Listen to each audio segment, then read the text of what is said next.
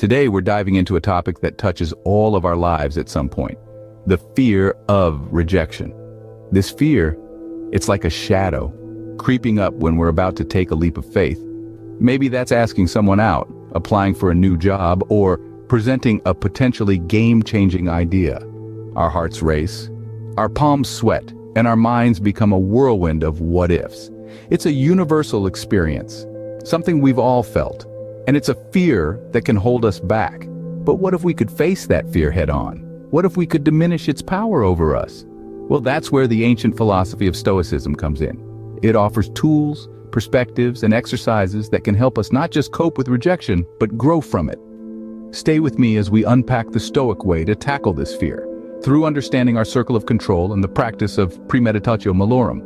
Imagine you're about to ask someone out on a date, submit a job application, or present a project. Your heart races, your palms sweat, and the what-ifs circle like vultures. Now, let's pause that thought. Picture a large circle in your mind. This is your circle of control. Inside this circle are all the elements of the scenario you have control over. This includes your thoughts, your preparation, your effort, your presentation, your demeanor, and your ability to bounce back. Think about it. You have control over how well you prepare for your date, how thoroughly you fill out that job application, or how clearly you present your project. You can control your attitude, your thoughts, and how you react when faced with adversity. These are all within your circle of control, but there's another part to this circle, the outside. These are the elements that you cannot control. The other person's reaction to your date proposal, the employer's decision on your job application, or the audience's response to your project presentation. These outcomes are outside your circle of control. Now, why is this circle important? Well, the Stoics remind us to focus on what's within our control and let go of what's not. It's easy to get wrapped up in the fear of rejection, but it's crucial to remember that we can't control others' reactions or decisions. So why waste energy worrying about it? Instead, the Stoics encourage us to focus our energy on what we can control. We can prepare, we can put in the effort, and we can present ourselves to the best of our ability. We can control our reactions and thoughts. By focusing on the elements within our control, we free ourselves from unnecessary worry. We give ourselves permission to let go of the fear of rejection and instead concentrate on being our best selves. So next time you find yourself in a situation where you fear rejection, remember your circle of control. Focus on what you can change and let go of what you can't.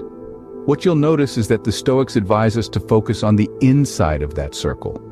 Why worry about the parts we can't change? Let's go deeper.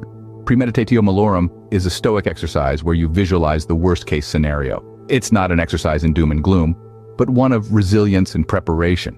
Think about that fear of rejection you've identified. Now, ask yourself, what's the absolute worst that could happen if this fear came to pass?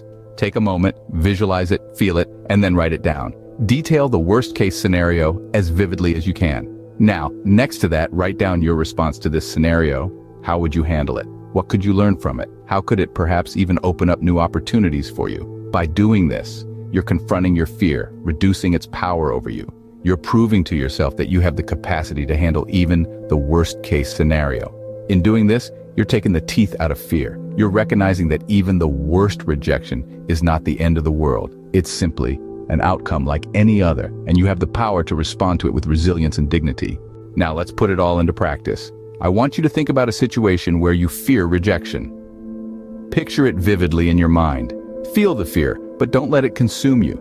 Grab your pen and paper. Write down what's within your control in this scenario. Maybe it's your preparation, your approach, or how well you articulate your ideas. Focus on these aspects and consider how you can enhance them. Now, let's face the potential worst-case scenario. What if you hear a no? What if your idea is rejected? Write it down, let it stare you in the face, and then, just beside it, pen down your response. How will you manage? What will your next steps be? See? You're not powerless. You have control over your reaction, your resilience, and your ability to bounce back. Rejection is a part of life, but it doesn't have to rule our lives. I encourage you to keep practicing this. Like any skill, it gets easier over time. Facing rejection is tough, but conquering it? That's empowering. If you're ready to turn no into a stepping stone for growth, let me know in the comments how you plan to apply today's Stoic strategies in your life.